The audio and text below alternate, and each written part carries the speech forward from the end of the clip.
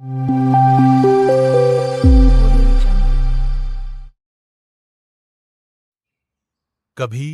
कभी इंसान की उम्र भले ही ढल जाए, लेकिन उसका जुनून और सोच आने वाली पीढ़ियों को नई दिशा दे सकता है। आज हम आपको मिलवाने जा रहे हैं एक ऐसे बुजुर्ग इंसान से जिनकी जिंदगी ने हजारों नौजवानों को जीने का सलीका सिखा दिया।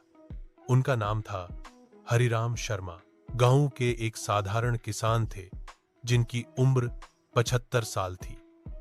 पढ़ाई सिर्फ 5वीं तक की थी, लेकिन अनुभव ऐसा कि शहर के बड़े बड़े लोग उनके सामने चुप हो जाते। हरिराम जी का एक नियम था, सुबह 4 बजे उठना और दिन भर मेहनत करना। लेकिन उम्र ढलने के बाद भी वो रुके नहीं। उन्होंने अपने खेत को जैविक खेती में बदल दिया। गांव के युवा जब शहर जाकर काम ढूंढ रहे थे, तब हरिराम जी ने कहा, काम तो तुम्हारे पैरों के नीचे है, बस पहचानने की जरूरत है। उन्होंने अपने खेत में प्राकृतिक खाद, देसी बीज और बिना कीटनाशकों के फसलें उगाई। देखते ही देखते उनका खेत एक मॉडल बन गया। आसपास के गांवों से लोग सीखने आने लगे। फिर उन्होंने ग्राम युवा प्रेरणा मिशन शुरू किया, जहां वे हर रविवार गांव के युवाओं को बुलाते, उन्हें खेती, स्वरोजगार, नैतिकता और जीवन मूल्यों की सीख देते। कई युवाओं ने उनकी बातों से प्रेरित होकर नौकरी छोड़कर अपने गांव में स्टार्टअप शुरू किया। किसी ने देसी अचार बनाना शुरू किया, तो किसी ने बकरी पालन।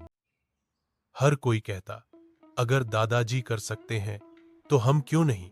एक दिन गांव में एक बड़ा प्रोग्राम रखा गया और हरिराम जी को गांव रत्न पुरस्कार मिला।